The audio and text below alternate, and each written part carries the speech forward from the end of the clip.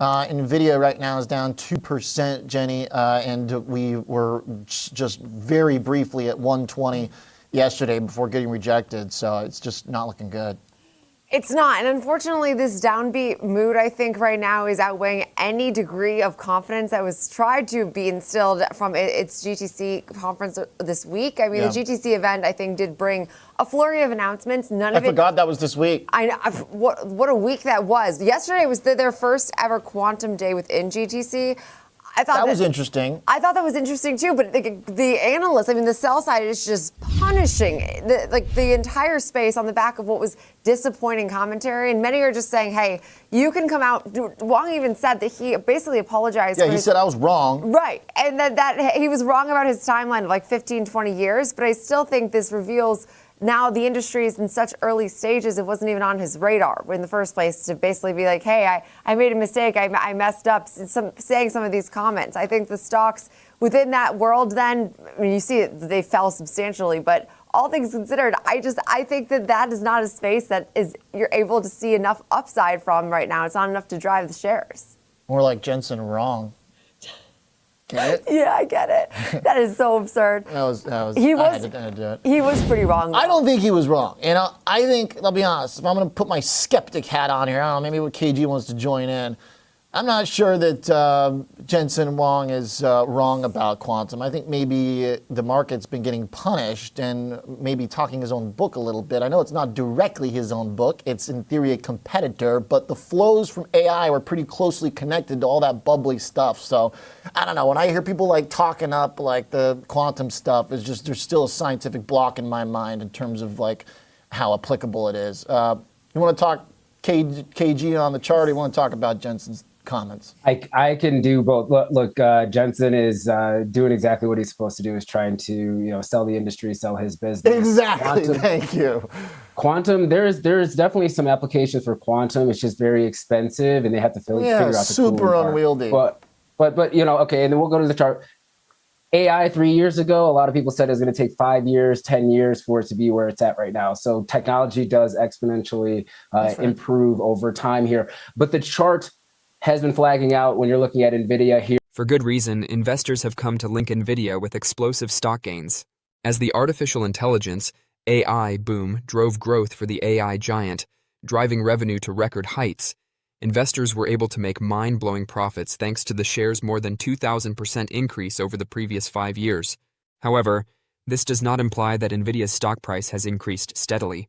Along the road, Nvidia has had its share of setbacks, and this one is currently occurring. Amid worries about the effects of President Trump's tariffs, the tech-heavy Nasdaq has entered correction territory, dropping 10% from its most recent high in December, and the stock has dropped 16% over the previous month. Investors are concerned that rising import costs will strain company profits and consumer spending. And as a result, investors are now, at least temporarily, moving away from high-growth stocks. The key question now is how long market leader Nvidia's stock will continue to decline. By looking at how Nvidia's stock has recovered from past drops, we can glean some hints. A long time ago, in 1999, Nvidia went public at the low price of $12 per share. The company's primary focus at the time was providing its powerful processors to the video game and graphics industries. Since then, the business has changed significantly. These chips, called graphics processing units, GPUs, are still designed by the company, but it has been selling them, along with other goods and services, to a wide range of businesses in recent years. Additionally, AI has emerged as the company's primary growth engine. In the most recent quarter, data center revenue accounted for nearly 90% of overall revenue. Given everything, it's best to examine Nvidia's success during earlier downturns in recent years, when the business, if smaller, looked more like the Nvidia of today. In light of this, let's examine the downtime in 2018. Concerns over tariffs. Trump intended to impose during his first term, and a decline in the market for graphics cards used in cryptocurrency mining caused the tech giant's stock to decline in 2018, which hindered Nvidia's ability to increase its revenue. The last 3 months saw the majority of the stock's losses, which totaled 31% for the year. As of January 2019, Nvidia had recovered, and although the stock fluctuated over the course of the year, it ended the year higher. Nvidia's stock fell along with the majority of the market in February and March 2020 due to the COVID-19 pandemic. But by April, it had risen 121% for the year. The company's growth was already being accelerated by the AI boom. During the fiscal year, data center revenue increased by 124%. So, what implications does this have for Nvidia's stock? Let's explore that. But first, a big thank you to those of you who've stuck with us this far. Creating these videos takes significant effort and dedication, so if you're enjoying the content, please hit the like button, subscribe to our channel, and share your thoughts on Nvidia stock in the comments. Your support truly helps us grow. Now, let's get back to the video.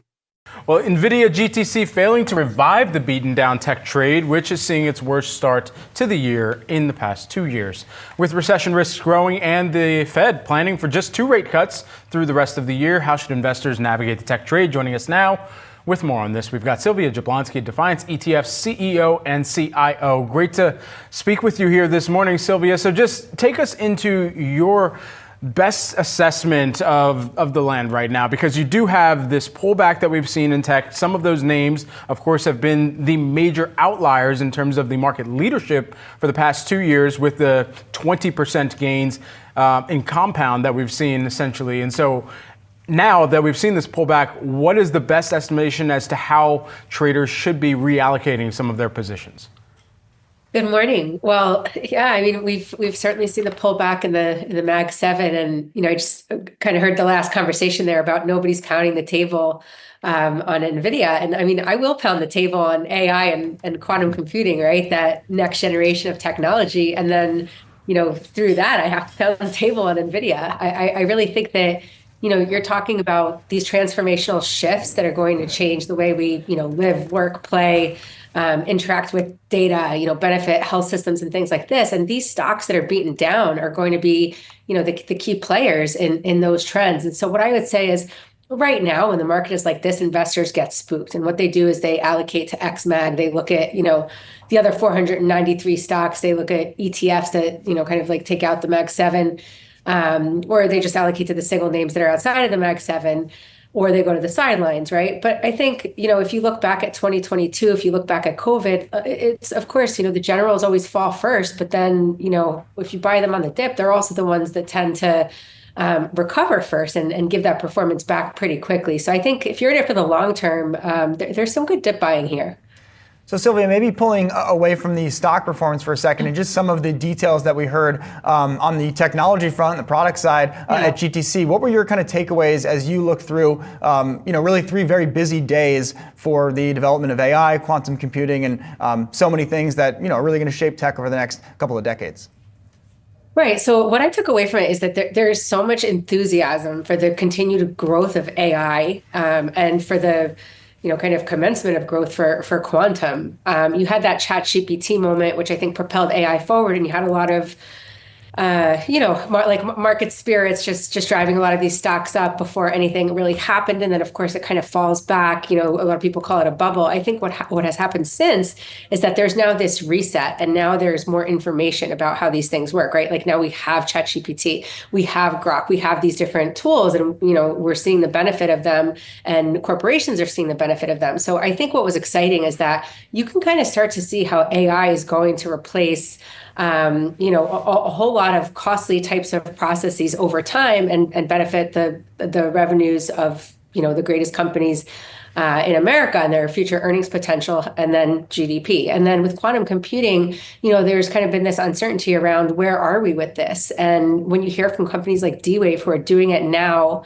IonQ that has a strong balance sheet and has come up with this, ion trap technology, Rigetti, I think there's a lot of exciting opportunities here, again, for longer term investors that are of the belief that we're at the beginning of this, transcendental type of technological change.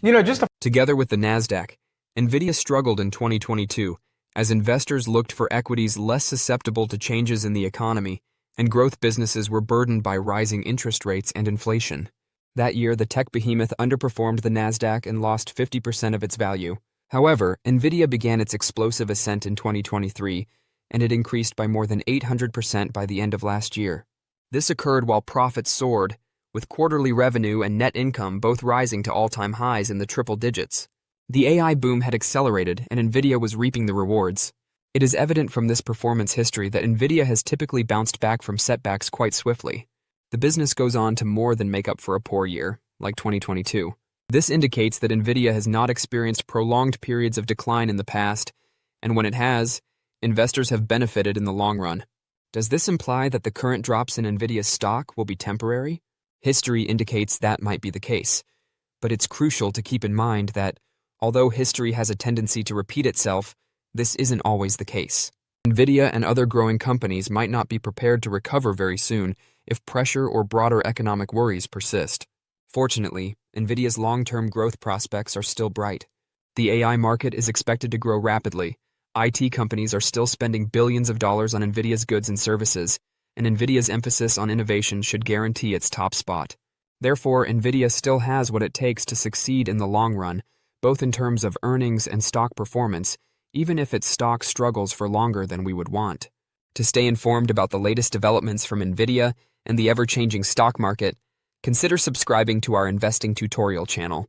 We provide daily updates on significant market shifts and key catalysts, so hit that subscribe button to ensure you never miss crucial information. We'd love to hear your thoughts on Nvidia stock, so please share your opinions in the comments below. Now, let's dive into today's video.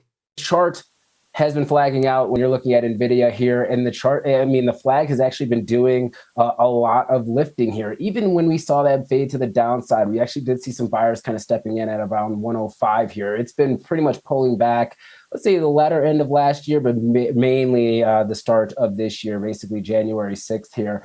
So we are seeing a little bit of a pullback. We are sitting really at the point of control right now, $117.67. This is where most of the volume has been traded throughout the whole time frame of this chart. So we are seeing a little bit of a battle kind of taking place. Now, if you're saying that this channel is going to stay intact, you're looking to the upside and you're saying 130 to 132 could be the area of resistance. You would have to get over that 200-day moving average, which is sitting at around $127.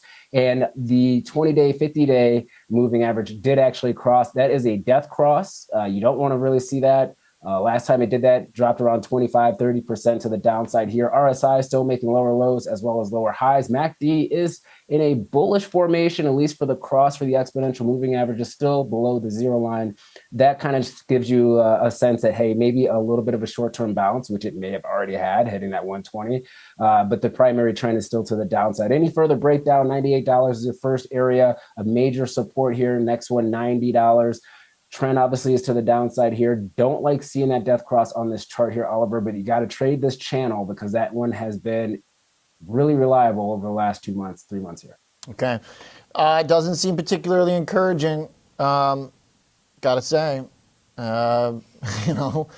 But I guess, it could be worse. And in today's session, it's only, down 1.7%. We can see that flip around pretty quick if the market decides to rally, but there's just not a lot of appetite for it right now. Nvidia Corporation was the subject of one of the most prominent analyst calls. After speaking with the company on day one of its global AI conference, UBS reaffirmed its buy recommendation for the stock with a price target of $185, indicating that it is quite bullish. The scope of NVDA's offerings, which include embedded, enterprise, industrial, service provider, and physical AI, was demonstrated by its Edge AI panel. We all have a tendency to concentrate on data centers, but there are many more opportunities. Although we see NVDA's potential as an investment, we are convinced that certain AI stocks have a better chance of producing larger returns in a shorter amount of time. Jensen Huang claims that his organization is in a strong position to handle a change in the artificial intelligence sector, specifically as companies are shifting from using AI models for training to using them to obtain comprehensive responses.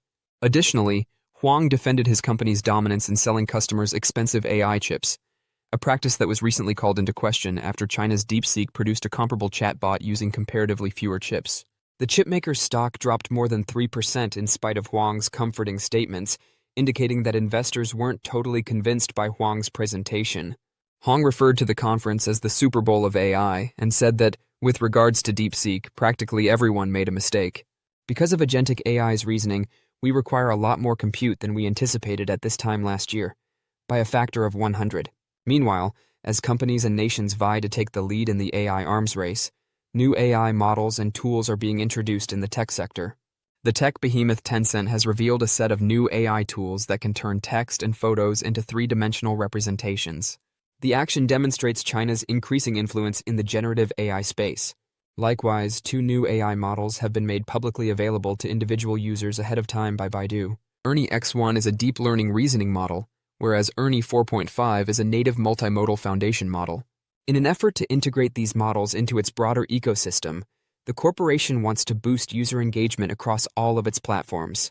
The competition to control the AI landscape is getting more fierce as big players keep releasing new models and tools.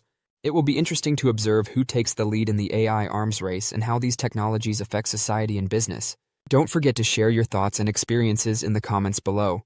Your input helps create a more knowledgeable community where we can all learn and grow together in the world of investing. Stay up to date with the latest market trends, insights, and key updates by subscribing to Investing Tutorial.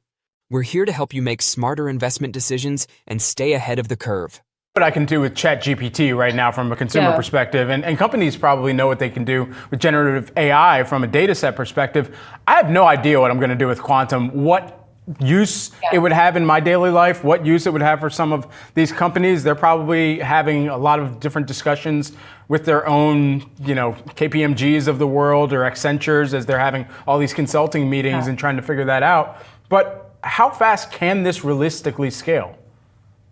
Well, I mean, if you think about it, the theory is that you have a classic computer and it operates in zeros and ones, and then you have quantum computing, which can, operate in multi-states, in parallel states, and it's thought to do things, 1,000 times quicker than what a classic computer can do. So if you think about what do you need that for? I mean, driverless cars, right? You would have to process data at these immensely quick speeds in order for that to be effective, and robo-taxis and things like that. Same thing with cryptography and aerospace and defense, even bank risk and things like that, making real-time decisions about who to give a loan to or kind of what to invest in and whatnot. And you might think you have that with AI. You have it, but it's still really, really slow. If you talk to any doctor that does research, for example, it takes them hours and hours and hours to parse through data to come up with one potential thesis, and then months and months to sort that out. If quantum computing is accurate and parses that data more quickly for them, does that cut drug discovery, cure discovery, things like that, in half or more? So I think it'll impact, the society greatly in the future, but it's in its infancy.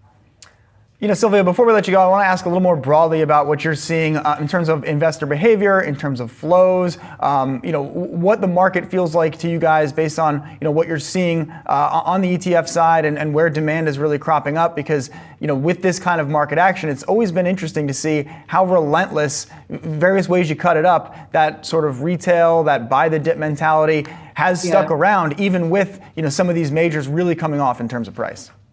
Right. Well, I can tell you just, from our experience as an ETF issuer, we've mostly seen inflows into our funds, right? So the price of the funds is going down because, particularly with quantum and 6G and things like that, because big tech is going down, and that's impacting anything related to tech, semiconductors, things like that. But actually the flows are coming in, and particularly into quantum and particularly into 6G technologies, right? And I think a lot of that is around this conference and Nvidia's announcement that they're going to be investing in quantum, that they're going to be building out 6G because you're going to need this lower latency for all of this data to be sort of processed and for AI to come to fruition to its best capacity. And so we actually are seeing a lot of flows into these types of names.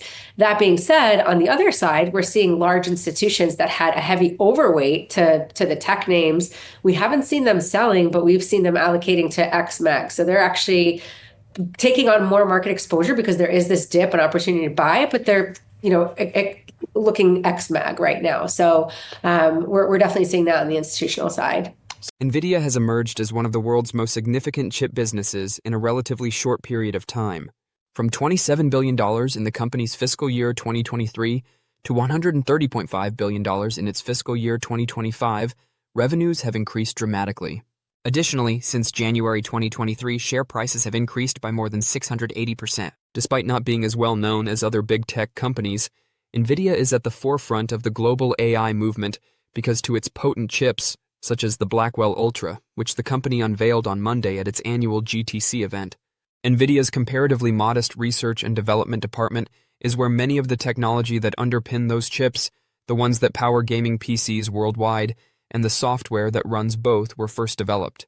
The Nvidia Research, as the name suggests, founded in 2006, the group oversees everything from Nvidia's ray tracing technology, which creates realistic lighting for professional designers and gamers, to NVLink and NVSwitch, which allow graphics chips and central processing units, CPUs, to communicate at the kind of speeds needed for AI systems. The company is currently developing software simulators, quantum computing, and new chip designs that educate robots and self-driving automobiles how to traverse the real environment. All of this is intended to keep NVIDIA moving forward at a time when the company is already experiencing great success. In order to do this, the research team has decided to give potential ideas the time they require to succeed, regardless of the duration, while also embracing a readiness to fail more frequently than not. We must acknowledge that the majority of our research endeavors end in failure, which is actually a positive thing, said Bill Daly, NVIDIA's chief scientist and senior vice president of research. I remind individuals that they aren't trying to outshine themselves if everything they do is successful. Bunting is what you're doing. NVIDIA's stock price rose by almost 1% during pre-market trade on Thursday. NVIDIA's research team isn't nearly as big as some of those at other Silicon Valley corporations, despite the fact that the company has created a number of amazing technology over the years. Today, the business provides DLSS 4, which significantly enhances the visuals of even the most resource-demanding games, such as Cyberpunk 2077. DLSS 1.0 was not very good, and many people believed that it was a horrible technology and a bad idea. We had faith in it, Catanzaro stated. I think NVIDIA simply has this unwavering conviction that it will continue to push forward when it knows something about the future is accurate. Not every successful research project ends with a profitable product. On the other hand, they can indirectly assist sales by encouraging GPU sales. Daly clarified, I'm totally cool with people creating GPU applications that expand the market. Our parents recently developed a text-to-image generative network called Sana. Even though it isn't included in a product, it's still a huge success since it's used by individuals outside of the company, which increases demand for GPUs. That's the ultimate objective. However, the company's recently launched Vera Rubin Superchip and Blackwell Ultra also coincide with heightened rivalry for NVIDIA.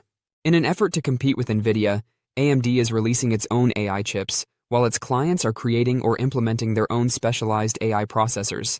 Other market-shaking events include the launch of DeepSeek's R1 AI model, which caused NVIDIA's market capitalization to plummet by around $600 billion in January, and the volatility of government action, such as export restrictions and tariffs, which still affects the company's stock price. Furthermore, NVIDIA's research efforts are even more crucial as it strives to get its portion of the billions that tech giants like Amazon, Google, Meta, and Microsoft plan to invest on AI infrastructure in the next years.